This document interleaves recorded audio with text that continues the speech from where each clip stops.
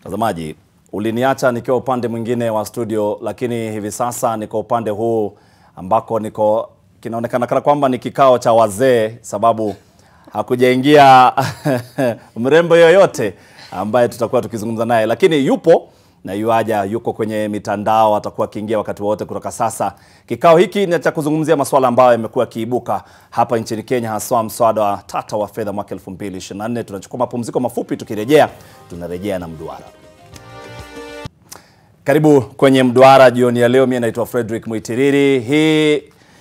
Mduara huu huwa tunakuelimisha kuhusu masuala ambayo yanaibuka kote nchini, masuala ambayo wewe mwenyewe unasema tuyaangazie, na wiki hii swala ambalo limekuwa ni kubwa sana ni kuhusu mswada tata wa fedha ambao umezua kivumbi kikubwa sana humu nchini.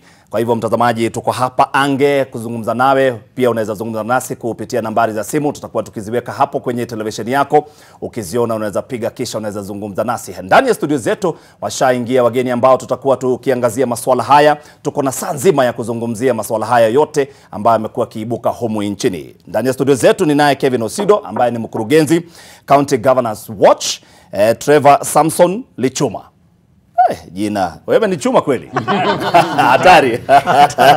Lichuma ni wakili wa masuala ya katiba. Vile Danish Odongo ni mwanaharakati. Kwenye mitandao tuko naye Wanja Maina ambaye ni mkuu wa mawasiliano The Hummingbird Grassroots Center. Shukran sana, nashamuona kwenye studio zetu. Na nyinyi ambao mko studio tutarejea kwa Wanja.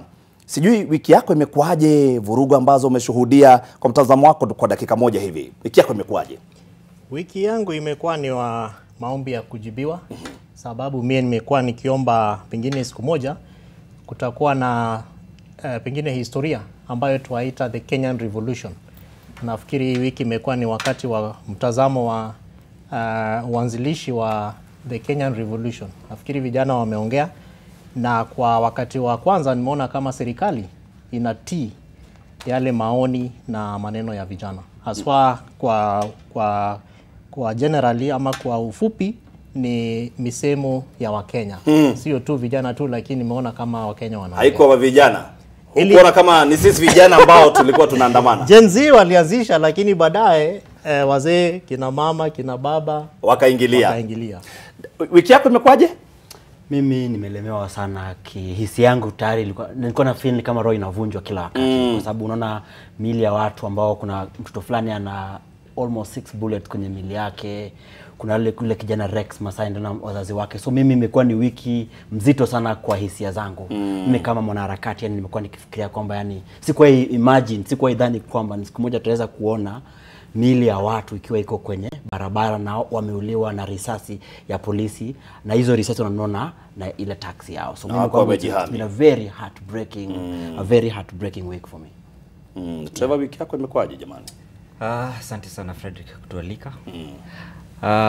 Wiki yangu acha nitaangalia upande wa kisheria.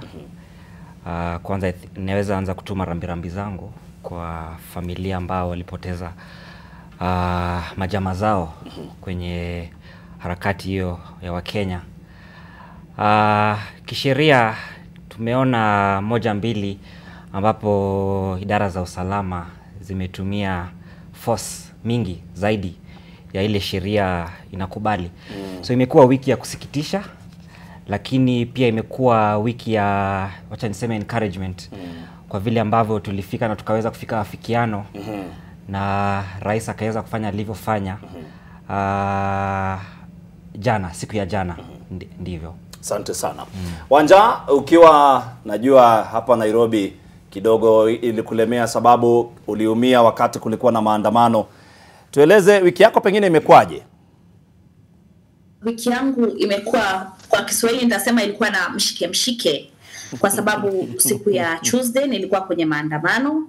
Nilitembea, nilibeba mabango nikisema kwamba finance bill ishuke, nikisema reject, nikisema kwamba Mkenya wa kawaida hawezi kuweza kufinyiliwa na kuletewa taxes nyingi. Hata hivyo pia natuma rambirambi zangu kwa families ya wale watu walipoteza maisha, walioumia na walio kwenye mahospitali tofauti. Hata hivyo pia imekuwa wiki ya kunitia nguvu sana kwamba nguvu ya wananchi ni nguvu haswa. The power of the people, the voice of the people, the power of the people is stronger than the people in power. Nimeona Gen Z kwa maelfu yao wakitembea kwenye streets. Nimeona wananchi ambao hawabishani hata wapigani na mtu yoyote wakijitetea. Na nimeona kwamba hata kama pengine hatujafika pahali ambapo tulikuwa tukitaka kama wanaharakati au watu ambao wanataka mambo yarekebishwe, nimeona pia iliwezekana kwamba vitu 2-3 zilibadilika. Kwa hivyo imekuwa wiki ya historia kikweli, na hii wiki itakuwa wiki ambayo hata wanahistoria wakiandika watasema kuna siku ambayo June 25th wananchi walivunja parliament, na ilikuwa very symbolic kuoneshana kwamba wabunge wao hawasikizi, kwa hivyo wanajichukulia nguvu yao ya kujitetea. So ilikuwa wiki ya kihistoria kweli. Shukran sana Wanja. Mtazamaji, wakazi wa Mlima Kenya wametaja kushindwa kwa Rais William Ruto kutimiza ahadi kwa Wakenya na kuongoza ushuru kama sababu kuu ya Rais Ruto kupoteza umaarufu wake kwa raia, huku akisema kwamba hawana tena imani na serikali ya Kenya Kwanza. Mwanahabari wetu kutoka Mlima Kenya Margaret Kimathi na taarifa hiyo kwa kina chake. Rais William Ruto alipata umaarufu mkubwa sana hasa katika eneo la Mlima Kenya wakati wa kampeni za mwaka 2022. Wakazi wa eneo hilo walitupilia mbali ushauri wa Rais mstaafu Uhuru Kenyatta na kuunga mkono ajenda za Ruto. Rais Ruto aliingia mamlakani baada ya zaidi ya kaunti 10 za eneo la Mlima Kenya kumpigia kura na kuchangia karibu 2/3 ya jumla ya kura alizopata kumrithi Rais Uhuru Kenyatta.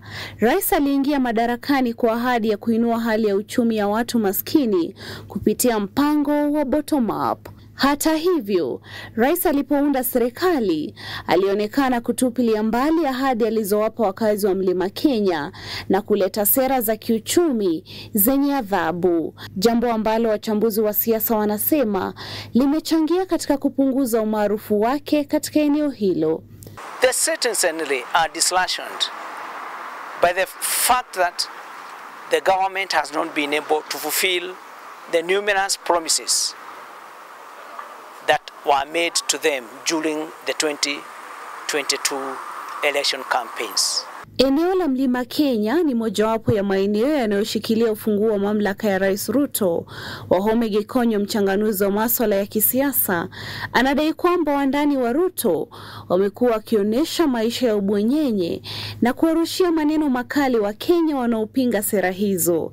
Heka hizo zinaonyesha kuwa Rais anapoteza mawasiliano na watu kutoka eneo hilo. And there's nothing that hates mwananchi more than paying taxes, and then over the weekend you find the people that we elected are flashing millions of money in harambes, and these are not people who in the year 2024 could not even afford 50,000 in a harambe. Utafiti uliofanywa na shirika la TIFA uligundua kuwa 85% ya waliohojiwa kutoka eneo la Mlima Kenya walilalamika kuwa hali yao ya kiuchumi imezorota ikilinganishwa na hapo awali mwaka 2022 kabla ya Ruto kuwa rais. Kwa mujibu wa wakazi, mgawanyiko katika serikali ambapo wandani wa Ruto wanaonekana kumtema mwana wao Gachagua ambaye alichangia pakubwa katika ushindi wa Ruto kumechangia Ruto kupoteza umaarufu katika eneo la Mlima Kenya. We expected that even the other leaders surrounding the president, that also they should also reciprocate by respecting the deputy president of the Republic of Kenya.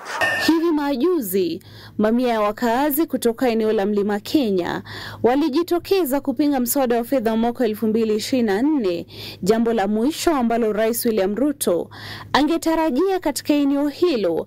Tatizo la eneo la Mlima Kenya ni kwamba uamuzi wa kisiasa umikononi mwa raia wala sio wanasiasa. Je, huenda Rais William Ruto akawa rais wa kwanza nchini kutumikia muhula mmoja tu? Margaret Kimathi, NTV.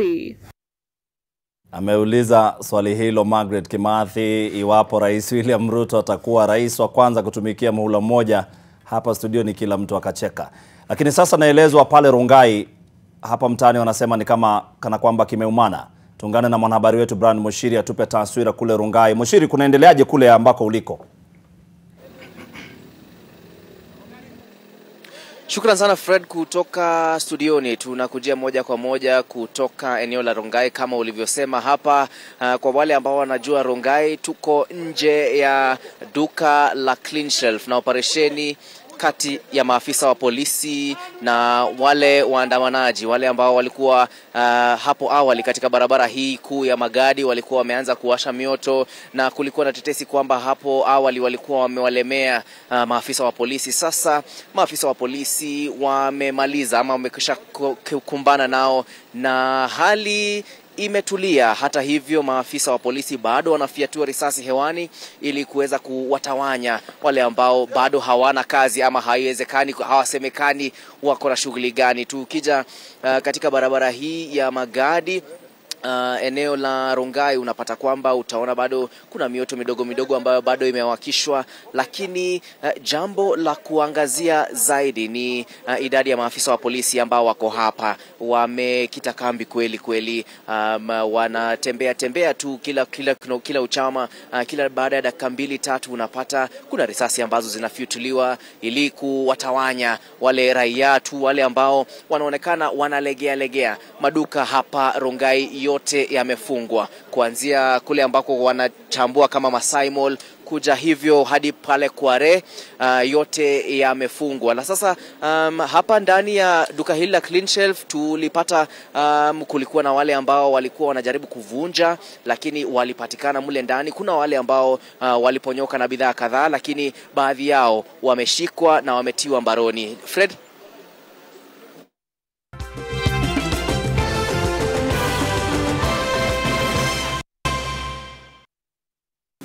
Having reflected on the continuing conversation around the content of the Finance Bill 2024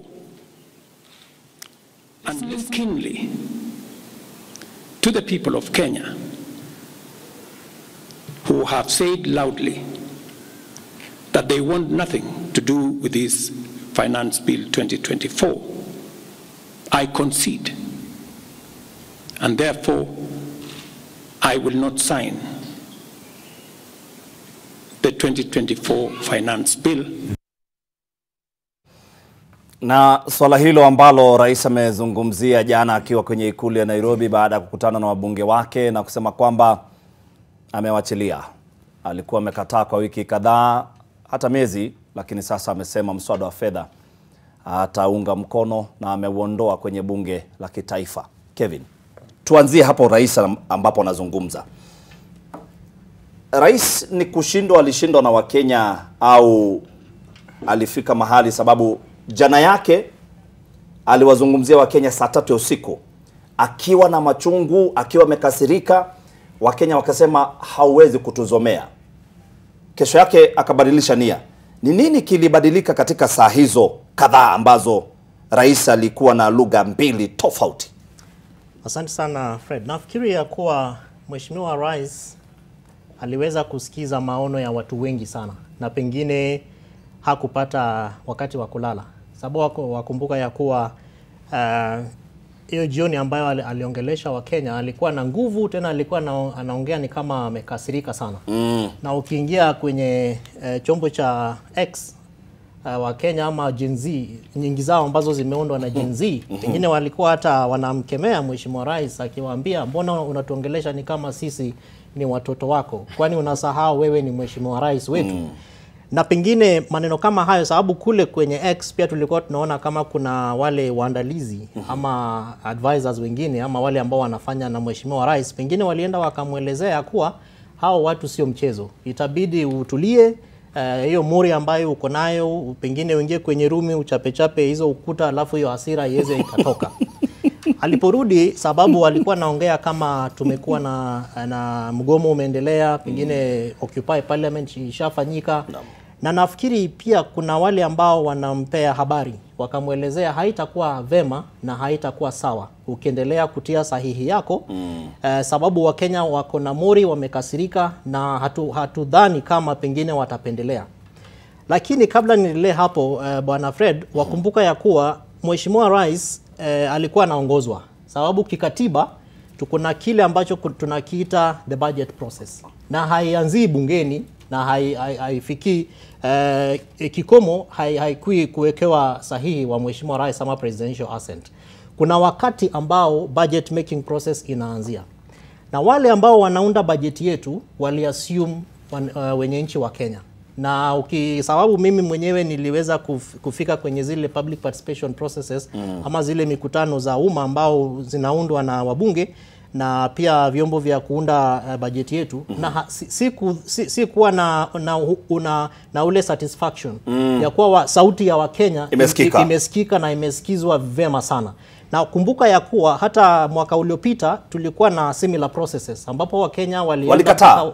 Kuna vipengele vingi sana ambao Wakenya walikataa na wakaambia serikali toeni mtoe hii. Kuna so many taxes nyingi sana mpaka ile housing levy, lakini serikali kwa ile nguvu ambayo pengine ilifikiria iko nayo ikaendelea na ikachapisha sheria. Mheshimiwa Rais alisign na hiyo bajeti ama mswada huo ikaweza ikatubeba in the midst of economic turmoil na zile machungu zote ambazo Wakenya walikuwa nazo.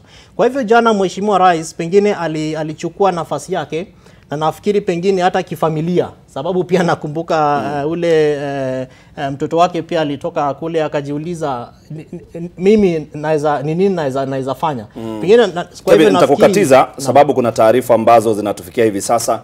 Mtazamaji, taarifa za hivi sasa na hivi punde ni kwamba mahakama imekubali matumizi ya jeshi la Kenya KDF kushika doria. Jaji Lawrence Mugambi ametoa uamuzi wake, ni kwamba mahakama imekubali matumizi ya jeshi la Kenya KDF kushika doria humu nchini. Jaji Lawrence Mugambi ndiye ametoa uamuzi huo na anasema kwamba mahakama itakuwa ikitoa undani wa uamuzi huu ndani ya siku 2. Ni taarifa ambazo zimetufikia hivi sasa. Tulikuwa tunafuatilia kesi ambayo ilikuwa inaendelea mahakamani jioni ya leo, imekamilika sasa hivi, na ni kwamba mahakama inasema majeshi ya Kenya yanaweza kutumika. Na nimemuona Danish kidogo ametengeza kichwa wakati nimesoma taarifa hiyo. Ni kipi ambacho kimekukujia wakati mahakama inasema kwamba KDF sasa wanaweza tumika? Unajua Fred, naomba uniruhusu niongeze a bit of lugha ya Kiingereza. Hamna tatizo. Yeah. Unajua kwamba yani we have lived in a country that has been very peaceful. Mwaka wa 2007 when we were at the height of post-election violence, we did not use the military. Polisi wetu waliweza mitigate the issues that were there. But I'm wondering why 2 years into the presidency of His Excellency William Samoei Ruto, we are being shown the excessive use of state power, or what we call the monopoly of the violence of the state. For the first time tumeona armed personnel carriers kwenye street zetu. For the first time tumeona yani a cabinet secretary ameenda akatoa a gazette notice ya kusema ya kwamba we are going to use a military on unarmed peaceful protesters. Kwa sababu mimi jana nilikuwa town. I was in town the other day when kuko na protest on the 25th of June. Wakenya wale ambao walikuwa andamana hiyo siku walikuwa watulivu sana. They were peaceful protesters. The people who bring violence in protest are the police. And I'm shocked that we are allowing a very simple thing to become a big issue. My problem is kama mwanaharakati ni kwamba ni presidents gani tunaruhusu kwenye hii nchi. Kwamba in future when citizens have a disagreement with an office, which is the office of the presidency, duly elected by the people, that now utasema ya kwamba serikali sasa nao itatoa what we call the state apparatus and the state power to quell the dissenting voices. It's a bad precedent for democracy. It's a sad day for this country, and I hope that we get to reverse it someday through a democratic process. Wanja sababu anaweza fikiria kwamba tushamuondoa kwenye chama hiki cha siku ya leo. Wanja, sasa rais amesema majeshi yatumike, mahakama imeunga mkono. Utasemaje? Unajua serikali ambayo inaongoza watu haifai kukua inakaa ni kama iko na vita na watu ambayo inawaongoza. Unaona hata hiyo mambo ya kusema ati sasa wa Kenya tunawaletea military kwenye streets. Fred, ukiangalia saizi ukisikiza maripoti ya hospitali, wale watu wote ambao wameumia wako na bullets. Wale watu wako na ruhusa ya kubeba guns Kenya ni polisi. Kwa hivyo inamaanisha wale watu wote wameumizwa na polisi. Hakuna mahali tunaambiwa kwamba mwananchi aliumiza mwananchi mwenzake. Mimi mwenyewe nilikuwa kwenye hayo maandamano very peaceful. Lakini hata mimi mwenyewe kuna hiyo Tuesday kitu saa 4 hivi. Nilikuwa tu na marafiki wangu tumekaa hapo Aga Khan Walk, tunanunua mask, tunatafuta bendera bendera tudogo. Askari walikuja wakatusumbua dakika moja tear gas. Kweli hii nchi yetu ya Kenya ni nchi ambayo ime-export. Unajua Kenya tumekuwa tukijulikana ku-export kahawa, majani chai, avocados. Sasa tuli-export polisi wetu karibu 400 hapo Haiti. Tulienda kucolonize Africans wenzetu Haiti. Lakini sasa nchi yetu ambayo hata haina vita, kama ni military wangetumwa Haiti kwa sababu sisi hatuna vita ama mashida kama vile Haiti. Sasa sisi tumeletewa military. Kwa nini? Kwa sababu ya kukataa finance bill. I think Fred, pia kitu kingine nimereflect hapo wakati umetuonyesha rais akisema ati hata append signature. Kama kitu moja yenye kila Mkenya anafaa kujua ni kwamba Kenya iko na arms 3 ya government. Kuna mkono ya executive, mkono ya judiciary na mkono ya legislature. Lakini rais akiongea utaweza kudhani rais ni mbunge. Mara anaongea kuhusu parliament. Mara anaongea kuhusu vile sasa amesema hiyo bill haitaki. Tena kwa hiyo mkono mwingine inaonekana serikali wafanye kazi pamoja, naibu wake ameita press conference. Na ile kitu moja alisema ni kwamba tusamehe wabunge wetu, tusiwagombanishe kwa sababu walifanya vile serikali ilikuwa inataka. Kwa hivyo inamaanisha Wakenya wote ambao walijitokeza kwenda public participation, kutoa maoni. Mimi mwenyewe nilikuwa part ya kutoa maoni, kufanya public participation. Haikuwa na haja kwa sababu hao wabunge hawakutumia hisia zao, walitumia msimamo wa serikali. Kwa hivyo hii ni kama tu vile nyinyi Nation mliandika gazeti ya juzi ya jana mkasema pandemonium. Kwa hivyo ni pandemonium pande zote, wananchi hawasikizwi, rais anafanya vitu kinyume na sheria. Pandemonium. Sasa kuna swala ambalo najiuliza mwenyewe. Rais kwa upande moja ameonekana kana kwamba amewasikiza Wakenya, kilio cha Wakenya. Amesema kwamba mswada wa fedha, ingawa nilikuwa na usukuma mimi mwenyewe na serikali yangu, nimeachana nao. Lakini wakati huo amewatoa wanajeshi kuja barabarani. Danisha alisema kwamba ni mara ya kwanza kuona wanajeshi wakitembea, na hata mwaka 2007 hatukuwaona. Mara ya mwisho walikuwa mwaka 1982 wakati wanajeshi wale ambao walijaribu kuchukua uongozi humu nchini. Huyu ni rais ambaye anatumia ndimi mbili wakati moja. Asante sana Fred. Swala hiyo la rais kuwa na ndimi mbili nimelifikiria wiki hii na nikakumbuka kwenye sheria. Unajua nchi inashikiliwa na uaminifu. Lazima wananchi waamini serikali yao, kwamba serikali itatekeleza yale ambayo yanasema, na serikali yafaa iongee kwa kauli moja. Haiwezekani kuwa kauli moja wasema tuko hivi, kauli nyingine iko vile. Ningependa pia kuongeza maoni yangu kwenye hii decision taarifa ambayo imeingia tu sasa. Mimi ni afisa wa koti, kwa hivyo sitaongea sana, nitaongea tu maoni yangu. Haya ni maoni yangu. Lakini uamuzi ushatolewa, kwa hivyo tunaweza zungumzia swala zima. Ningependa kuonelea jaji alifikia uamuzi huo vipi. Amesema atatoa ndani ya siku 2. Ndani ya siku 2. Lakini kwa maoni yangu si uamuzi wa haki tukifuatilia kikatiba. Katiba tukiangalia kipenge cha 241 ambacho kinapea Kenya Defence Forces power ya kukuja kwa streets. Lakini power hiyo lazima iwe na ushauri wa wale wanaitwa National Assembly na wakubaliane. Lakini ukiangalia kwa vile ilifanyika, walitoa waitwaje huo gazette notice, kisha baadaye ndio wanaenda kwa National Assembly wanasema tunataka tupitishe hii. Kwa kweli hiyo itaweza? Unajua kwa kila nchi kuna kitu inaitwa mkataba wa kijamii. Yani social contract. Ni muhimu sana. Na unajua Wakenya wakienda kutekeleza haki yao walivyotekeleza hizi wiki mbili zilizopita, ni haki yao wanatekeleza. Na mkataba wao na serikali ni kwamba serikali tunataka makazi, tunataka kwamba cost of living iwe chini, tunataka watu wasiuliwe pia. Unaona, matakwa ya Wakenya ni mengi sana. Kwa vile serikali pia lazima itoke ni kama inaongea kwa kauli moja ya kusema kweli. Kama rais amekubali kurudisha mswada huu kwenye wabunge, itakuwaje tena tutaleta wanajeshi kwa bado wakiwa barabarani? Kevin, no. Kuna Wakenya wengi na hata wabunge wa upinzani walisema ingawa rais alileta mswada wote hapa bungeni, waziri wa ulinzi Aden Duale akachapisha kwanza, kisha akapeleka mswada ule bungeni kwamba wanataka majeshi yatumike. Lakini wabunge walisema, upinzani walisema ni kana kwamba sababu serikali ina bunge lolote ambalo wanataka wanafanya tu. Hakuna kile ambacho wanaona kana kwamba Wakenya wanataka hivi kukue. Ni serikali kile inasema bungeni kinafanyika. Ndivyo unaona? Ni ukweli, tena ni sahihi namna ulivyosema, na ndivyo nafikiri Wakenya wengi sana wanavyoona. Na ndio sababu pengine niliongelelea lile swala la Kenyan Revolution.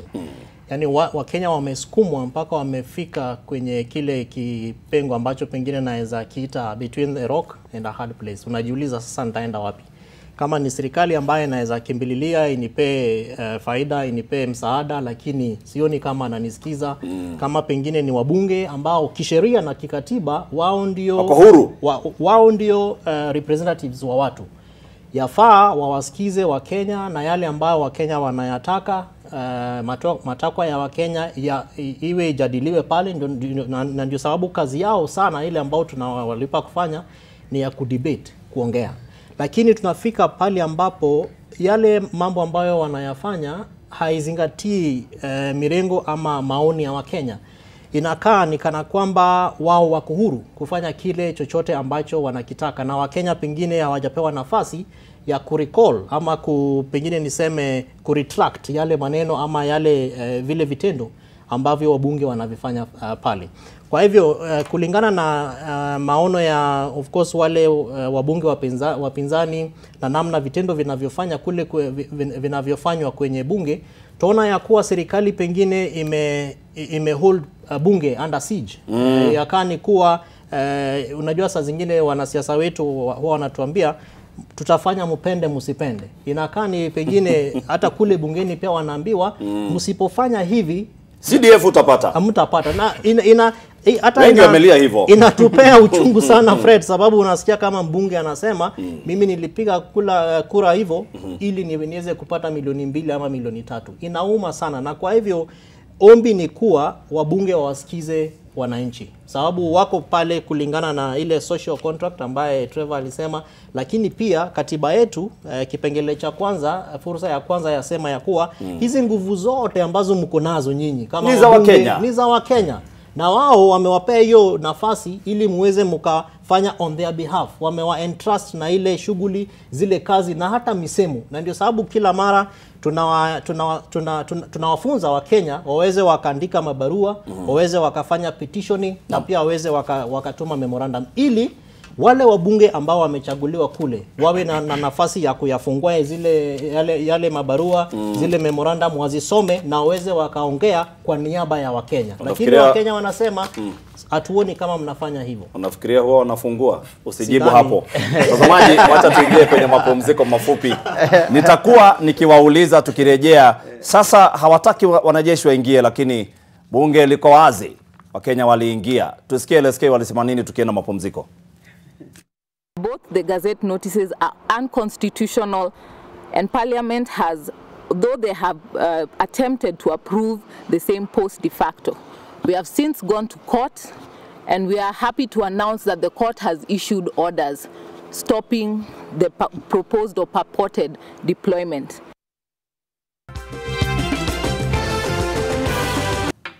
Mtazamaji, taarifa ambayo ilitolewa hapa awali ilikuwa LSK ambayo tumemsikia katibu wao akisema. Tuisikie tena alafu nitakueleza ni kwa nini alikuwa anasema hivyo. Both the Gazette notices are unconstitutional, and Parliament has, though they have attempted to approve the same post de facto. We have since gone to court, and we are happy to announce that the court has issued orders stopping the proposed or purported deployment. Ilikuwa jana wakati alisema hivyo Faith, na atakuwa akiingia kwenye studio zetu mwendo wa saa 3. Najua kwamba watakuwa kitueleza iwapo watakimbia mahakamani kuhakikisha kwamba mswada huo wanaufikisha kule, kuhakikisha kwamba hauendelei wa kupeleka majeshi ya Kenya KDF kwenye barabara zetu. Karibu tena, tuendelee na mduara. Lakini kwa sasa tumsikize Naibu Rais Rigathi Gachagua ambaye alizungumza tu baada ya rais kuzungumza. My boss President William Ruto is exposed, that he has to back down and admit that he has hurt the people of Kenya. Yet this matter has been in public domain for the last 2 months. He must take responsibility for failing the government of the Republic of Kenya. Wanja, sababu mlikuwa mmepanga maandamano haya kwa wiki kadhaa na mlikuwa mnasema kwa wazi kwenye mitandao ya kijamii kwamba kutakuwa na maandamano. Lakini naibu rais anasema kwamba nikana kwamba majasusi hawako wanajua kile ambacho kinaendelea. Ni kweli? Unajua kwa kizungu kuna kitu huwa tunasema some people wanaweza kufeign ignorance. Unasema haujui kitu, lakini ukweli ya kwamba hii mambo ilikuwa inajulikana. Kitu kingine Fred, hii maandamano kama kuna kitu ambayo imetufunza ni mitandao ya kijamii na nguvu ya mitandao ya kijamii. Hata kama hawasikizi sisi wananchi, wangeenda kwenye TikTok, kwenye Twitter, kwenye hizo social media platform, wangeona vijana wakisema tutakutana, tutafanya peaceful protest na pia tutakuwa na 7 days of rage. Lakini lile ambalo lilikuwa linawasumbua sana ilikuwa ku-abduct, ilikuwa kuwateka nyara wanablogi, wale vijana ambao walikuwa wanasema hayo mambo. In fact, lile swali ambalo lilikuja kwenye mawazo, kama hawako wanajua haya mambo yote yatatendeka, ni kwa nini wanablogi ama wale vijana kama akina Gabriel, wale vijana wengine ambao wako popular kwenye online ndio walikuwa na abductiwa, wanafichwa kwa kama Gabriel aliwekwa zaidi ya saa 24 kama familia yao na wakili wake ajui alipo. Kama waliweza kumtarget yeye, inamaanisha waliweza kujua. Lakini Fred, hili jambo la Deputy President kusema mambo kando, anataja NIS, anataja hizo organs za security kubwa za government, inatuonyesha kiwazi kwamba urafiki ama quote and quote ile ndoa na ile furaha ya honeymoon ya siasa ya ndoa ya Kenya Kwanza imefifia. Kuna divorce ambayo iko imminent, na ndio maana unapata rais anasema jambo moja tofauti ilhali naibu wake anasema vitu kwa mdomo mwingine mambo tofauti. Jambo lingine Fred ambayo inakuja kwa mind nikiangalia hii mambo yote ni kwamba tuko na serikali ambayo inapenda kupeana blame. Unajua wakati ambayo kuna vijana milioni 1 wanateta, yule mtu ambaye ako na wisdom anafaa kujiuliza hii hasira ni ya finance bill pekee, na kama mtu anadhani ni finance bill pekee then haishi Kenya na hata pengine hata hafai kuwa kwa hizo viti ya siasa. Kwa sababu inaonekana kuna vitu mingi sana imekera vijana. Kwa mfano Fred, kuna kijana ambao walivunja wakaingia parliament, na wakati ambao walikuwa wanaongea wakasema hakuna kitu wabunge wanafanya kama Mithika Linturi ambayo walipea wa farmers fertilizer mbaya ambayo kila mtu alikuwa anaona wabunge walisema ni msafi kama pamba. Kwa hivyo unapata wabunge kama mbunge kama wa Kikuyu kwa mfano ambaye anafaa kukua na akona position kubwa sana, leader of majority, ambaye anafaa kukua pia na wisdom na restraint, badala ya kusikiza vijana anasema vijana wanatumia iPhone, laptops, sijui KFC. Kwa hivyo badala ya kusikiza the gist and the issue of the matter, ni kama anajaribu kusema hii ni maandamano ya watu matajiri ama watu ambao hawaelewi shida za Kenya, or like creating a social class amongst young people. Kwa hivyo mimi wakisema hawakujua hiyo maandamano ingefanyika wala rais hakuwa na habari, then nashindwa wanaishi wapi. Lakini unajua inawezekana kwamba, unajua pia wamekuwa wakisafiri sana. Rais anasafiri, watu wa government wanaishingi kwa ndege na kubadilisha briefcases. Gazeti ambayo napenda sana ya Daily Nation imesema kwamba rais amesafiri mara 63 kwa miezi 20 iliyopita. Ukiwa unasafiri sana, wakati mwingine ukifika nchi yako utakuwa na jet lag, utalala, hautaweza kujua mashida ya wananchi. Lakini sidhani Gen Z vijana elfu mingi wanaweza kuwa hawajui wanachokifanya. Kwa hivyo mimi naona ni sio wakati wa kufanya blame, ni wakati wa kujiuliza hii ni shida ya finance bill pekee. Na mimi naona kama finance bill ndio tipping point. Asante sana. Anja anasema nikana kwamba rais ni mgeni humu nchini. Kevin. Naam. Kuna swala ambalo ni kubwa sana. Na najua Wanja ameguzia tu kwamba vijana waliingia mgeni. Lakini niseme kwa kimombo sababu najaribu kutafuta maneno. Significance ya vijana kuingia kwenye bunge la kitaifa kwa mara ya kwanza. Na si kuingia tu kupitia milango, kuvunja na kuingia hadi kwenye bunge la kitaifa, hadi kwenye seneti na kuketi mahali ambako wabunge wanaketi. Inamaanisha nini kwa Kenya? Na pengine sababu umetumia lugha la kimombo ama kingenge, nitasema ya kuwa it is a vote of no confidence on the leadership. Na Fred, nilikuwa naongea na rafiki yangu mwingine ambaye anaitwa Anthony Buluma. Buluma ni mkurugenzi mkuu wa wale vijana wa bunge wadogo, Kenya Young Parliamentarians. Na tulikuwa tunacheka sababu pengine tulikuwa tunajilaumu sisi. Wajua kila mara tukifanya International Youth Day ama hiyo wiki ya vijana huwa tunaongea na bwana speaker wa Senate na National Assembly na pia wa clerks ili waturuhusu tuwaingize vijana mle ndani through what we call a young Kenyan Youth Parliamentary Experience. Sababu inawapea encouragement, inawapea motisha waweze wakawania viti wawe wabunge. Na tumeona wengine wao wamechaguliwa kupitia mlango huo. Kwa hivyo tulikuwa tunasema tuliwapea ile motisha na nafasi ya kuona mlango iko wapi, kiti cha bwana speaker kiko wapi, sababu waliingia mle ndani na walijua exactly where to go to, hata kuchukua zile magwanda ya bwana speaker na hata mess walijua, sababu unajua Messi bunge ikiendelea na ikiisha huwa sergeant ama anaibeba nguvu ya bunge ni huo kabisa. Lakini tuliona kama inabebwa kwenye streets, yamaanisha ya kuwa Fred, wakati huo wa Kenya ama vijana hawana uaminifu, ile confidence na ile trust, uaminifu ya kuwa bunge letu liko na bunge lina nguvu ya kuweza kuongea on our behalf. Sasa haliko. Na sijui Mheshimiwa Moses Wetangula ata ile siku wata resume kwenye bunge, sijui ile statement yake ama speech yake ya kufungua bunge litakuwa vipi. Na pia kule kwenye Mheshimiwa Amason Kingi sijui itakuwa vipi, sababu waliingililia kwenye seneti na tuliona kama ni zile uniform zake ndizo vijana wamevaa na wanasema Mheshimiwa Speaker Vision 2030, maneno mengi sana, ilikuwa ni kama drama. Vitu ambavyo pengine tunaviona kwenye series zile za Netflix na kwenye movie. Lakini kiini ni kuwa nguvu ya bunge sasa haiko kwenye bunge. Vijana wameingia kwenye bunge na wajua ya kuwa bunge ni sehemu ambalo tunaliita critical infrastructure. Na ndio sababu kila mara tunaona kama kuna ule security ambayo ni tight sana, ulinzi ambao ina nguvu sana. Tunaona kama kuna wale ununiformed police officers, kuna wale uniformed police officers, na ukienda kwenye bunge pia kuna sehemu ambao huwa wanaweka wale snipers ama wale security officers ambao shughuli yao ni kufanya kuhakikisha kwamba hakuna lolote linafanyika, hakuna intrusion. Lakini vijana wali intrude, sababu namna ulivyosema kwa hakika na tuliona walitumia fensi, hawakutumia milango ya rasmi. Kwa hivyo sijui Mheshimiwa Speaker, joint speaker na joint house kwenye wako sasa hivi ni vipi wanatizama maoni kama haya na ile representative role ambayo katiba imewapea wale wabunge, sijui iko vipi. Of course tumeona wengine wao wakisema poleni sana, tunaomba msamaha.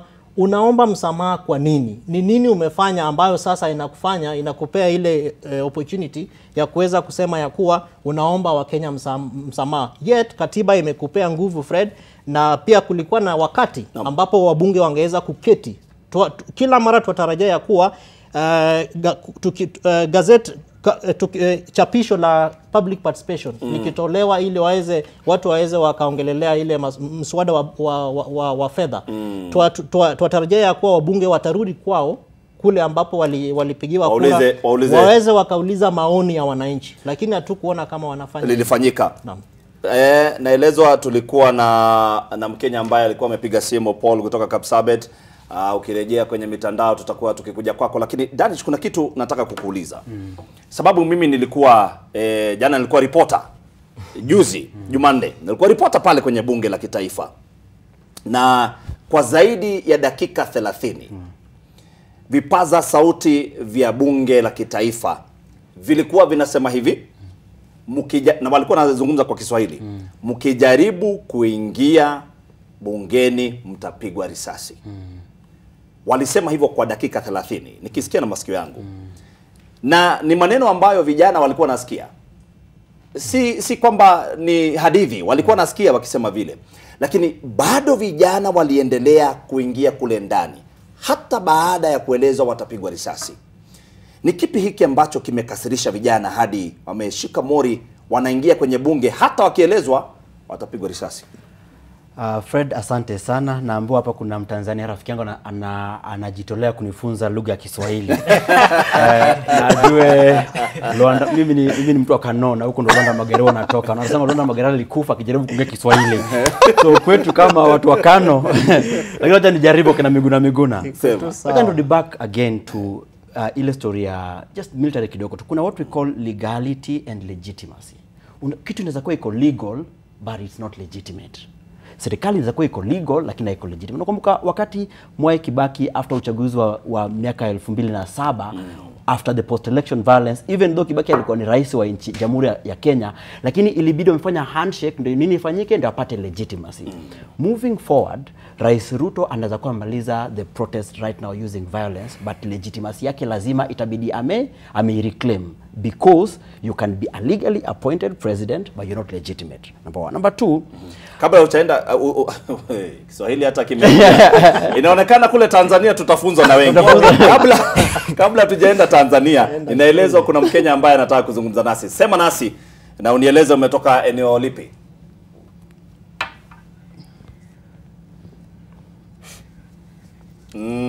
Mwelekezi wangu ananieleza nikana kwamba ameingia mitini. Mnaingia mitini, mnaenda wapi jamani?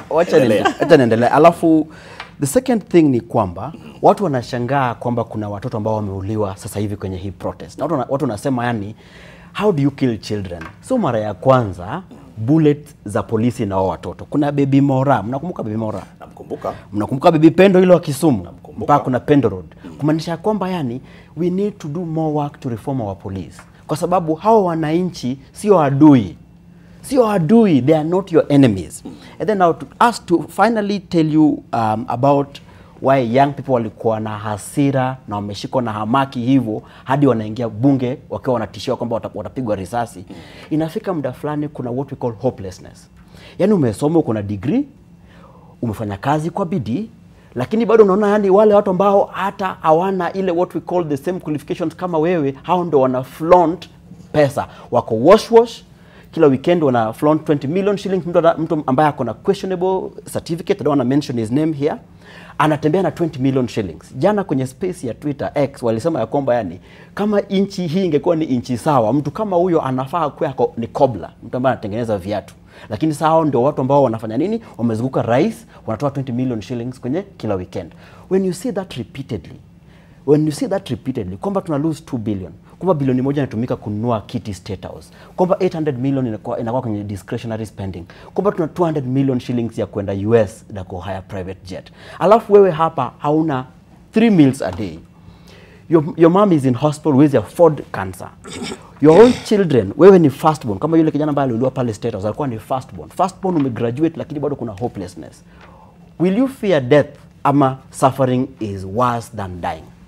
Inakuwa ni yani I'd rather die kwa sababu nikikuwa nimekufa I'm about all these things. Na Frederick, na pia nataka kukwambia kwamba mimi nafanya kazi nyingi sana kwenye mambo ya afya ya kiakili. In fact, the strategy ambayo ilikuwa na deal na mambo ya suicide kwenye nchi ya was one of the people who developed it. Na kuna a direct correlation between hopelessness na suicide.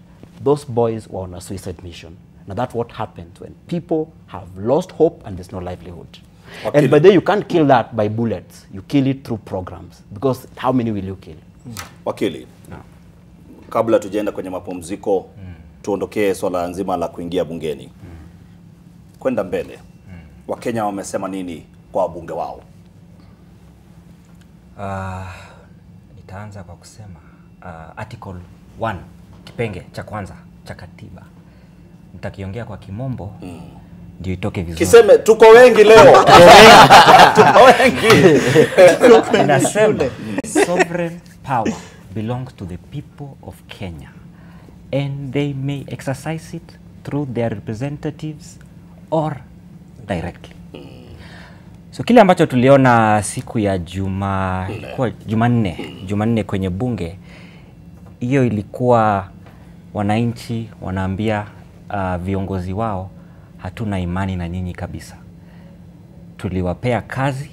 Hiyo kwa mtandao walienda kusalamia wabunge wao. Kwa kweli lazima nitasema kucheka lakini nitasema kwanza katiba haionelei kusalamiwa kiasi hivyo. Lakini vile rafiki yangu Danish amesema, hasira, mori ndio ilifanya vijana waende kwenye bunge to exercise that role, power of theirs directly. Kwa sababu utaona pia kile niseme inaitwa symbolism kwenye kimombo. Jana rais akiongea kwenye ikulu akasema nimerudisha mswada huu kwa bunge.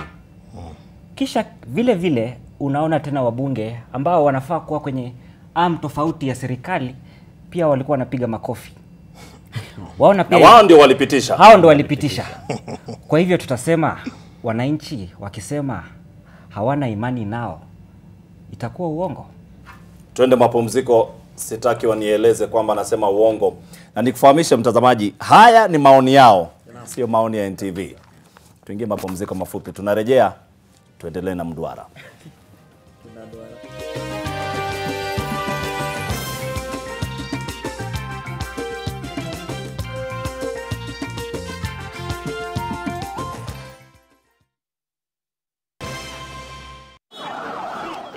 Live bullets, they used rubber bullets, and this is against the law. Such traumatic events, we may shun it away, but they imprint of themselves into our minds. And these are conversations we really need to bring to the fore at the right time. Mtazamaji, sasa tunataka kuzungumzia swala nzima la vijana kuuliwa, sababu ni vyema tuhakikisha kwamba nchi hii inalindwa kikatiba na vile inaongozwa na sheria za Kenya. Na nitaanza kwako Wanja, sababu vijana zaidi ya 10 wameuliwa. Hatujapata idadi kamili ambayo sababu serikali jana ilisema ni watu 6, lakini kuna mashirika tofauti yanasema kwamba ni zaidi ya watu 20. Hatujapata idadi kamili. Kwenu ambao mlikuwa mmejitolea kuingia kwenye maandamano ya amani, sababu wiki jana tuliona yalikuwa maandamano ya amani kweli. Mnahisi vipi wakati mmeona vijana wamepigwa risasi, wengi wameuliwa, wengi wako hospitalini? Fred, mimi kwangu roho yangu ilivunjika kabisa. La pili Fred, ile kitu kwanza ilinikasirisha zaidi ni nikikumbuka kwamba afya yetu na mahospitali zetu vile ziko na mashida mingi. Unajua kama wiki 2 iliyopita Daily Nation waliandika article wakasema the anatomy of a sick nation, kwamba hospitali mingi Kenya ziko na mashida ya kuhandle watu, hawana dawa, hawana even dawa basic. Kwa hivyo mimi nilijiuliza, kijana ambaye amevunjika mguu akijipata kwa hospitali ambayo haina facility, si hata anaweza kosa kushughulikiwa hata mguu ikatwa na pengine ingefaa kukatwa ama kitu kama hiyo. Fred, kuna watu wamekuwa wakiuliza ni wangapi wamekufa, ni wangapi wamekufa? Kwa demokrasia ambayo iko na haki, hata mtu mmoja kukufa, wacha hata kukufa, kuumia tu kidogo hivi, one life is too many.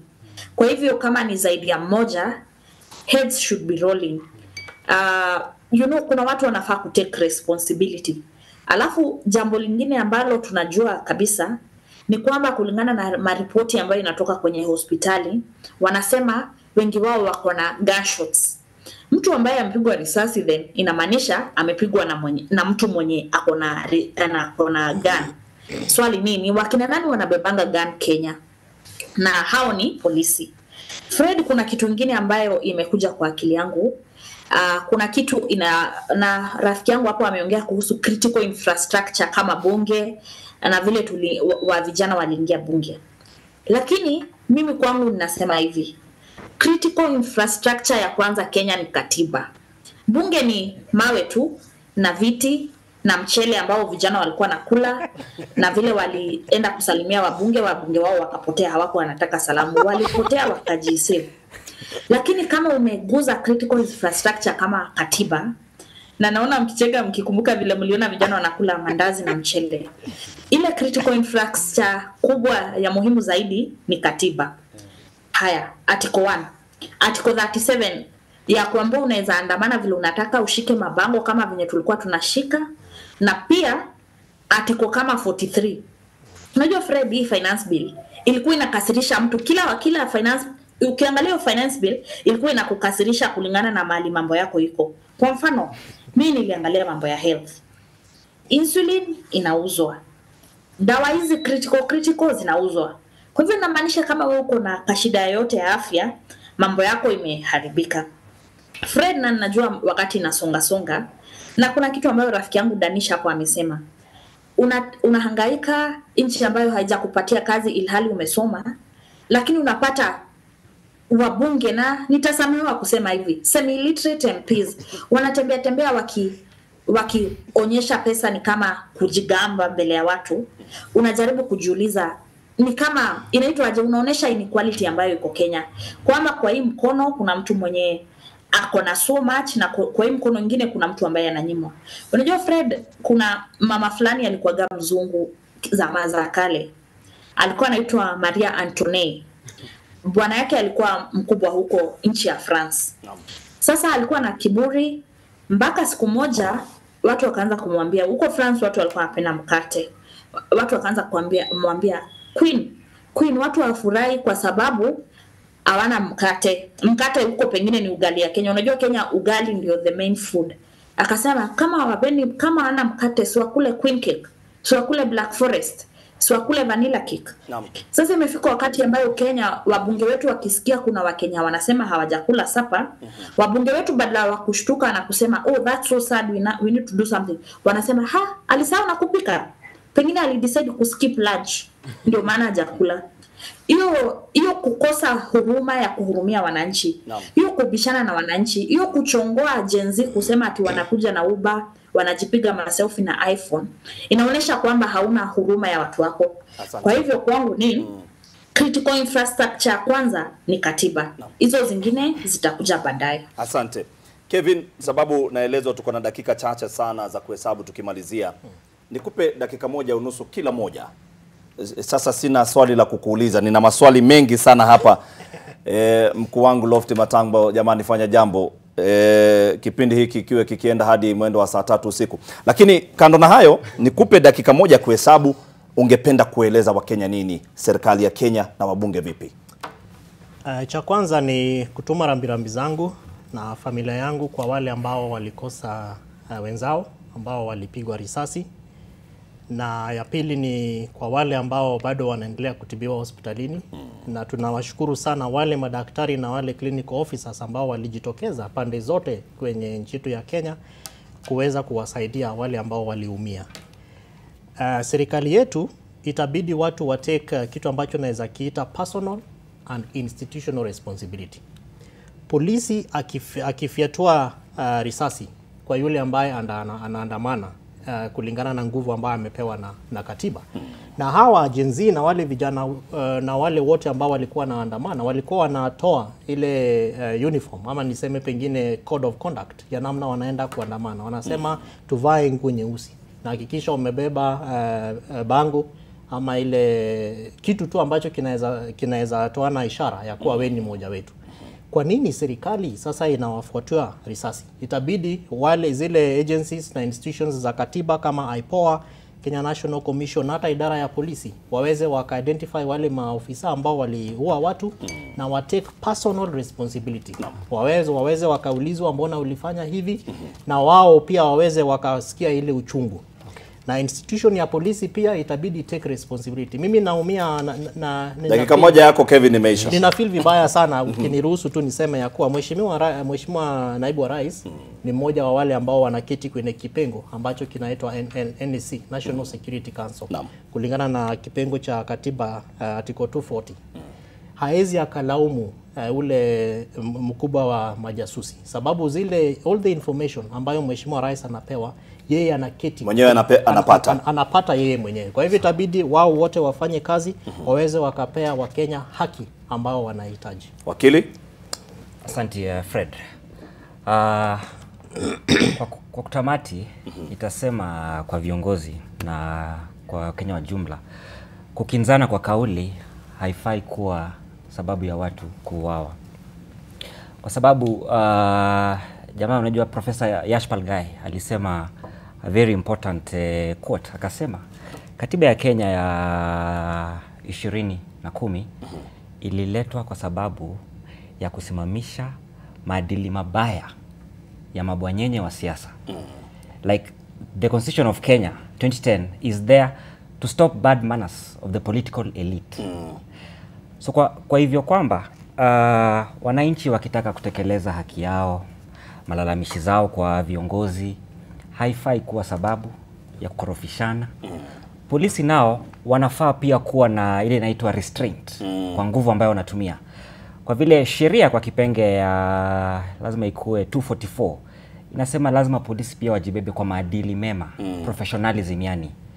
Kwa hivyo kwamba na kwa viongozi na wabunge wa Kenya, kile ambacho wanasema labda ambayo haitoki kwa usawa, kwa kweli ni kwamba Wakenya wanataka milioni 50 itumike kwa Wakenya milioni 50, si milioni 50 kwa watu wawili.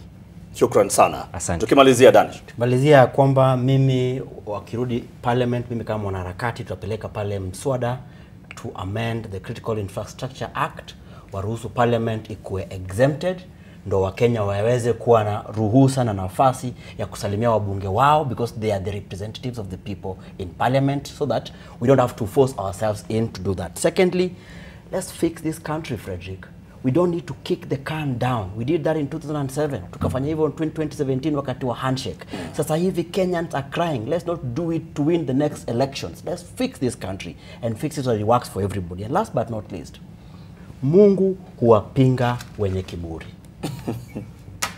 Shukran. Na Danish Odongo ambaye ni mwanaharakati amesema atafungia hapo. Asante sana. Trevor Samson Lichuma ni wakili wa masuala ya katiba. Kevin Osido ni mkurugenzi County Governors Watch, na vile vile Wanja Maina mkuu wa mawasiliano pale The Hummingbird, sababu kwetu ni kule karibu na Mlimani.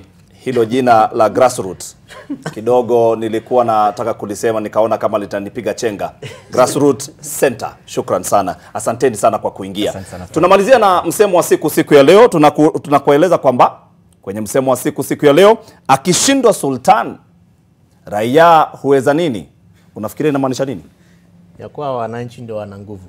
Wananchi ndio wana nguvu. Shukran sana. Asante sana mtazamaji kwa kutazama NTV jioni ya leo. Msemo huo unamaanisha akishindwa mfalme, rais, raia wanaweza kujikomboa ama kutoa suluhu. Mimi naitwa Fredrick Muitiriri. Shukran sana kwa kutazama jioni ya leo Mduara. Thank you.